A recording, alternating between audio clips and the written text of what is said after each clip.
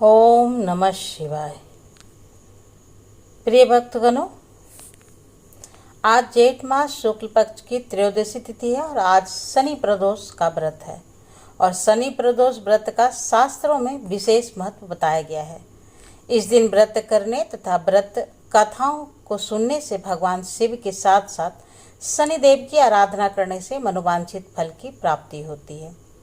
इस व्रत के प्रभाव से संतान की प्राप्ति होती है, मानसिक तथा शारीरिक रोगों से मुक्ति मिल जाती है, दरिद्रता, साढ़े साती, नकारात्मक प्रभाव समाप्त हो जाता है, साधक को लंबी उम्र का वरदान प्राप्त होता है तथा भगवान भोलेनाथ के साथ साथ माता पार्वती की विशेष कृपा प्राप्त होती है। शिव पुराण के अनुसार एक बार चंद्रमा को क्षय रोग हो गया था और अत्यंत पीड़ा के कारण चंद्रमा की कांत छिन्न हो गई थी। तब भगवान चंद्रदेव ने भगवान शिव की उपासना पूर्ण विधि विधान से किया था। तब चंद्रमा की उपासना से भगवान शिव शंकर प्रसन्न हो गए तथा उन्हें क्षय रोग दोष पीड़ा को दूर किया। वह दिन त्रयोदशी का था। दोष दूर करने के कारण ही इस तिथि का नाम प्रदोष पड़ा। इसके साथ ही गोधूली प्रदोष काल भगवान विष्णु एवं माता लक्ष्मी के मिलन की अवधि होती है।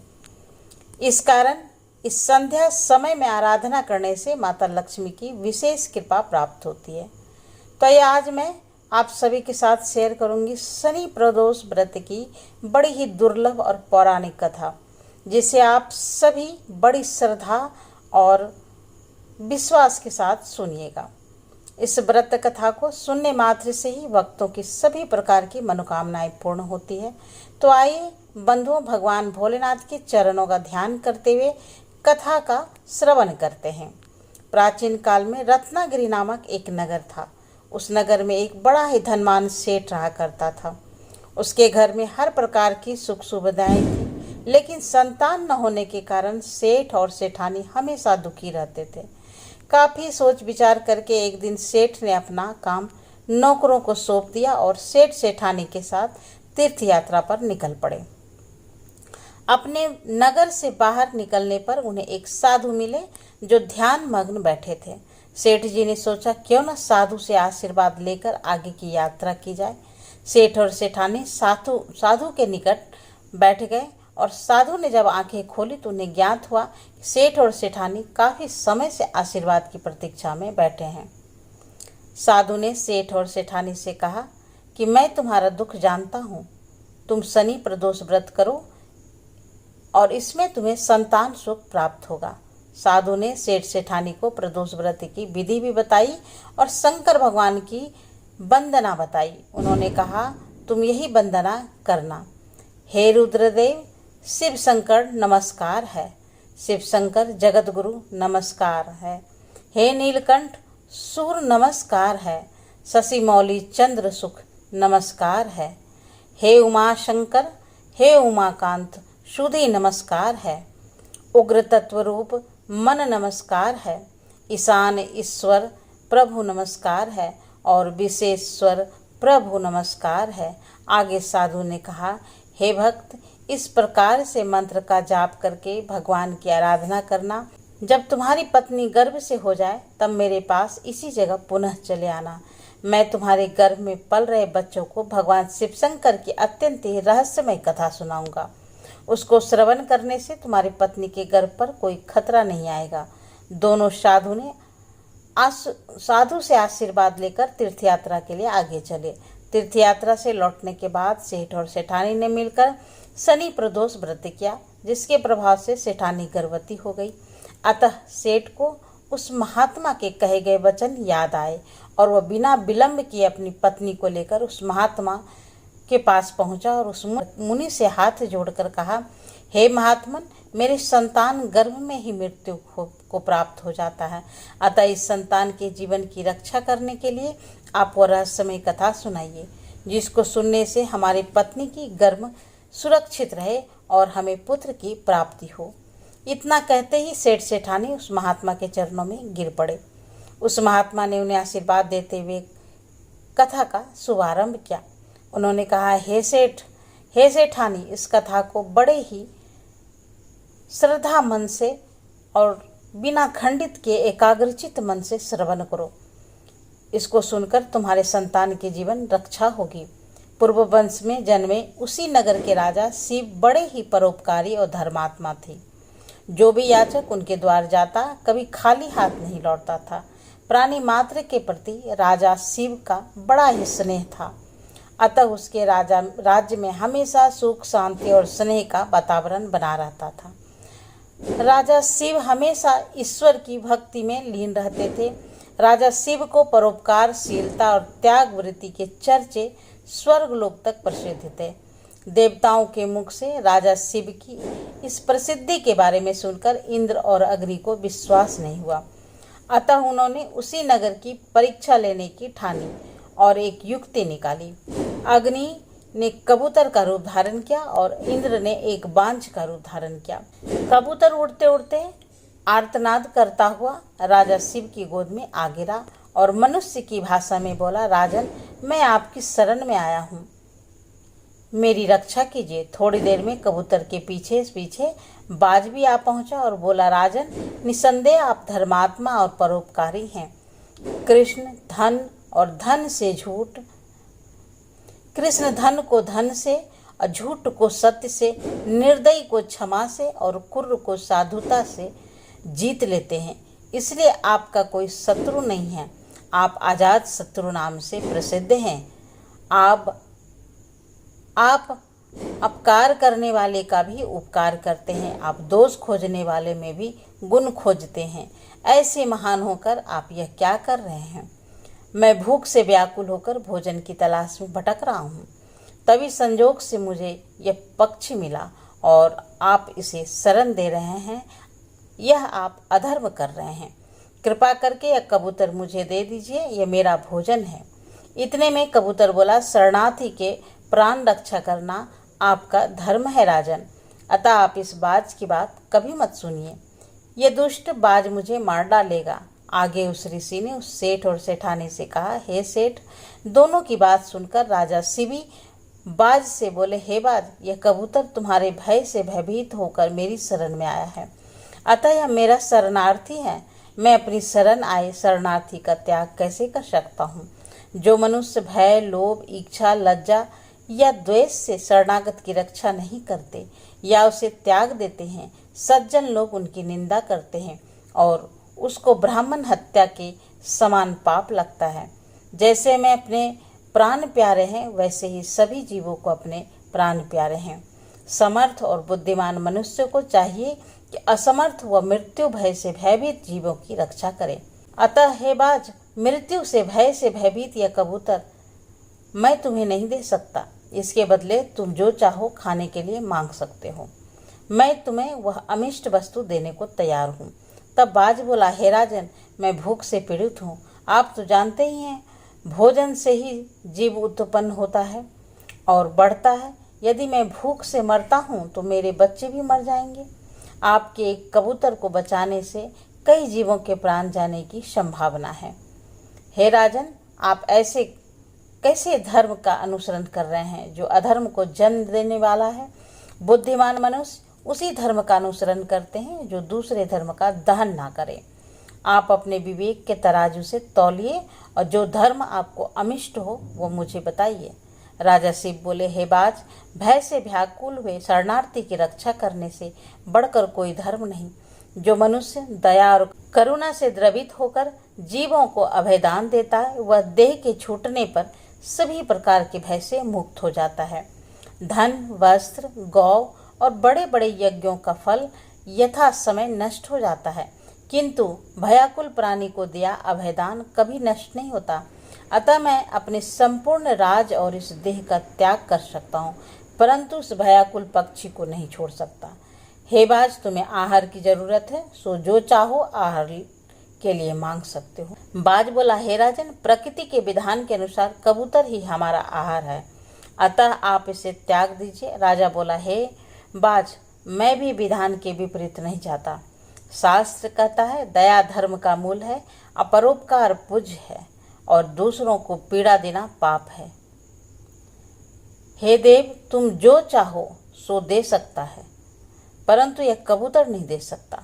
तब बाज बोला, ठीक है राजन, यदि आप इस कबूतर के प्रति इतना ही प्रेम है तो मुझे ठीक इसके ही बराबर तौल कर अपना मांस दे दीजिए, जिससे मैं अपना भूख शांत कर सकूं। मुझे इससे अधिक और कुछ नहीं चाहिए। उस साधु महात्मा ने आगे कहा, हे सेठ, प्रसन्न होते हुए राजा शिव बोला, हे बाज, तुम जितना चाहो उतना मांस मैं देने को तैयार हूँ। यदि यह क्षणभंगुर देह धर्म के काम न आ सके तो इसका होना व्यर्थ है। यह कहकर राजा ने तराजू मंगवाया और उसके एक पलरे में कबूतर को बिठा दिया और दूसरे पलरे में वो अपना मांस काट कर रखने लगा, लेकिन कबूतर का पलरा जहाँ तहाँ ही रहा। अब अंत में राजा शिव स्वयं उस पलरे में बैठ गए और बोले, हे बाज, ये ले लो, मैं तुम्हारा आहार तुम्हारे सामने बैठा हूँ। इतने में आकाश से पुष्प वर्षा होने लगी, मृदंग बजने लगे। स्वयं भगवान अपने भक्त के इस अपूर्ण त्याग को देखकर प्रसन्न हो गए। भोलेनाथ संग माता पार्वती वहां प्रकट हो गई। यह देखकर राजा शिव विस्मय से सोचने लगे, इस सब का क्या कारण हो सकता है। इतने वह दोनों पक्षी अंतर्ध्यान हो गए और अपने असली रूप में प्रकट हो गए। इंद्र ने कहा, हे राजन, आपके जैसा धर्मपरायण और त्यागी मैंने कभी नहीं देखा। मैं इंद्र हूँ जो बाज बना था और यह अग्नि है जो कबूतर बना था। हम दोनों तुम्हारे त्याग की परीक्षा लेने आए थे। हे राजन, ऐसे मनुष्य विरले ही होते हैं जो दूसरों के उपकार के लिए अपने प्राणों का मोह भी ना करे। ऐसा मनुष्य उस लोक को जाता है जहाँ से फिर लौटना नहीं पड़ता। अपना पेट पालने के लिए तो पशु भी जीते हैं, किंतु अभिनंदनीय तो वही मनुष्य है जो दूसरों के हित के लिए जीता है। इतना कहकर इंद्र और अग्नि स्वर्ग को चले गए। हे सेठ और सेठानी, राजा शिव ने अपना यज्ञ पूरा किया और कई वर्ष तक पृथ्वी का राज्य भोगने के बाद परम पद को प्राप्त हुए। प्रिय भक्तजनों, इतनी कथा समाप्त करने के बाद आगे उस साधु ने कहा, हे सेठ और सेठानी, तुम्हें इस कथा का रहस्य बताता हूँ। तुम्हारा पुत्र अगले जन्म में बहुत बड़ा धनवान सेठ था। उसने कोई भी दान धर्म नहीं किया। उसने गरीबों के खून पसीने की कमाई को हड़पा और उससे सुख भोगता रहा। उसके इस व्यवहार से कई गरीबों की जान चली गई। उसने कई गरीबों को ठगा और उसके धन संपत्ति पर अपना अधिकार जमाया। इस कारण हर बार यह तुम्हारी पत्नी के गर्भ में आता है और गर्भपात होने के कारण यह मृत्यु को प्राप्त हो जाता है। इसकी मृत्यु उसके माता के कोख में ही हो जाता है। अतः इस परम दान और दयाशीलता की कथा सुनने के बाद तुम्हारा पुत्र जो तुम्हारी पत्नी के गर्भ में है वह मृत्यु को नहीं प्राप्त होगा।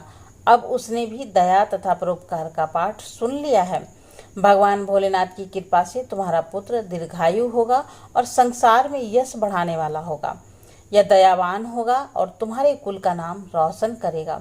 जो मनुष्य इस कथा को सुनता है उसका हृदय परिवर्तन होता है तथा उस पर भगवान शिवशंकर माता पार्वती की कृपा सदा सर्वदा बनी रहती है। इतना कहने के बाद मुनि अपने ध्यान में मगन हो गए। अतः वह सेठ और सेठानी मुनि को नमस्कार करते हुए अपने घर की तरफ चले गए।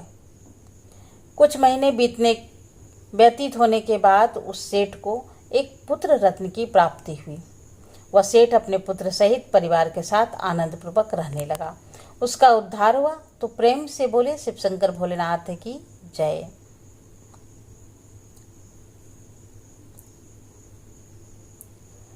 प्रिय भक्तों, यह शनिवार का दिन होने के कारण आइए अब श्रवण करते हैं सभी रोग तथा दरिद्रता को नष्ट करने वाला भगवान शनिदेव की कथा। नर्मदा नदी के किनारे एक गांव में बहुत ही बड़े साहूकार का परिवार निवास करता था। साहूकार की मृत्यु हो चुकी थी। घर में साहूकारनी तथा उसके 2 बेटे, एक बड़ी बहू थी। साहूकारनी का छोटा बेटा मानसिक रोग से ग्रस्त था। उसकी मानसिक स्थिति ठीक नहीं थी। साहूकारनी की बड़ी बहू तारा को विवाह के कई वर्ष बीत गए थे, पर अभी तक उसे संतान नहीं हुई थी। तारा को सदैव यही भय रहता था कि कहीं उसके पति संतान पाने के लिए दूसरा विवाह न कर ले। यदि उसके पति ने दूसरा विवाह कर लिया तो उसे सौतन का दुख सहना पड़ेगा। इसी डर से तारा ने एक योजना बनाई और अपने अपने घर में काम करने वाली नौकरानी चंदा से अपने देवर चंदन का विवाह कराने के लिए अपनी सास साहूकारनी तथा अपने पति को मना लिया। चंदा स्वभाव से बड़ी ही दयालु तथा कृष्ण भक्त थी। वह बचपन से ही उसी साहूकारनी के घर काम करती थी। उसका अपना कोई नहीं था। अब चंदा का विवाह मानसिक रोगी चंदन से करा दिया गया। कुछ साल बाद चंदा ने एक सुंदर पुत्र को भी जन्म दिया, किंतु चंदा की जेठानी तारा ने चंदा का बच्चा छीन लिया और उसे घर से धक्के मारकर बाहर निकाल दिया। और तारा ने अपने पति को भी अपने पक्ष में कर लिया। बेचारा चंदन को मानसिक रोग था और वह कर भी क्या सकता था। वह साहूकारनी चाहकर भी कुछ नहीं कर सकी। दरअसल यह तो सारा तारा की चाल थी। उसने तो कभी चंदा को अपनी देवरानी माना ही नहीं। वह तो सिर्फ चंदा से उसका बच्चा लेना चाहती थी ताकि उसे पाल पोस कर अपना नाम दे सके। अब देखिए, चंदा ने के बार बार रोने गिड़गिड़ाने पर भी तारा नहीं मानी और उसे उस गांव से ही निकाल दिया। अब चंदा गांव गांव भटकने लगी। भटकते भटकते वह कृष्ण जी के एक पुराने मंदिर में पहुंच गई। वहीं पर उसने प्रभु से न्याय की गुहार लगाई। वह अपना सर भगवान की चौखट पर पटकने लगी तथा लगातार ओम कृष्णाय नमः मंत्र का जाप भी करती रही। उस स्त्री की करुण पुकार न्याय के देवता शनिदेव ने सुनी तथा भगवान श्री कृष्ण के आदेश से तुरंत चंदा के पास उपस्थित हो गए और साधारण मनुष्य का रूप धारण करके उसे अपने आप को कष्ट न पहुंचाने के लिए कहा और कहा कि हे बहन, तुम भगवान श्री कृष्ण पर भी विश्वास रखो और ओम कृष्णाय नमः मंत्र का जाप करती रहो। तुम्हारा अवश्य ही कल्याण होगा। तुम्हें जो भी दुख है सब भगवान श्री कृष्ण हर लेंगे और शनिदेव की कृपा से तुम्हारा मंगल होगा। यह सुनकर चंदा भगवान श्री कृष्ण की आराधना में लग जाती है और शनिदेव का ध्यान करते हुए ओम कृष्णाय नमः मंत्र का जाप करने लगती है। अब शनिदेव एक साधु का वेश बदलकर साहूकारनी के घर पहुंच गए और अलख निरंजन का अलख जगाने लगे। तब घर से बाहर साहूकारनी निकली और उसने भिक्षा देकर उन्हें प्रणाम किया। तब साधु रूपी शनिदेव ने कहा, हे देवी, मैंने सुना है आपके घर में कोई मानसिक रोगी है। मैंने 7 सालों से हिमालय के जंगलों में भटकते हुए बहुत ही दुर्लभ जड़ी बूटी इकट्ठी की है जो हर प्रकार के रोगों को समाप्त कर देती है। यदि आप कहें तो मैं आपके घर के मरीज को ठीक कर सकता हूँ। उस साहूकारनी ने कहा, हे महात्मन, ओह भाग्य जो आप यहाँ पधारे हों। महाराज जी, मेरा छोटा बेटा जो कि दिमागी रूप से बीमार है, आप उसे ठीक कर दीजिए। आप जो चाहेंगे मैं वह आपको दूंगी। आइए, घर के अंदर आइए। साहूकारनी ने अपने बेटे चंदन को साधु महाराज को दिखाया, जो अब चंदा के चले जाने से बहुत ही दुखी था। साधु महाराज ने अपने कमंडल से जल निकालकर उसे अभिमंत्रित करके चंदन को पीने के लिए दिया। उस जल को पीते ही चंदन बिल्कुल ठीक हो गया और साधु महाराज ने तारा को भी बहुत समझाया कि वह चंदा का बच्चा उसे वापस कर दे और अपनी गलती को स्वीकार कर ले, किंतु नहीं मानी। वह तो उल्टे ही साधु महाराज को ही डांटने लगी। यहाँ तक कि चंदन के ठीक होने से उसे ईर्ष्या करने लगी। इस बात से रुष्ट होकर भगवान शनिदेव की दशा तारा को लग गई और वह मानसिक रोगी हो गई। उसका एक हाथ लकवा से ग्रस्त हो गया और साधु महात्मा के बताए अनुसार चंदन अपनी पत्नी चंदा को घर ले आया और अपनी पत्नी, बच्चे और माँ के साथ हंसी खुशी जीवन व्यतीत करने लगा। तारा को शनिदेव ने उनके कर्मों का फल दिया और चंदा के सिर्फ ओम कृष्णाय नमः मंत्र का जाप करने से उस पर कृपा बरसाई और उसका बच्चा, पति, परिवार वापस मिल गया। उसका पति स्वस्थ हो गया। प्रेम से बोलिए शनिदेव महाराज की जय।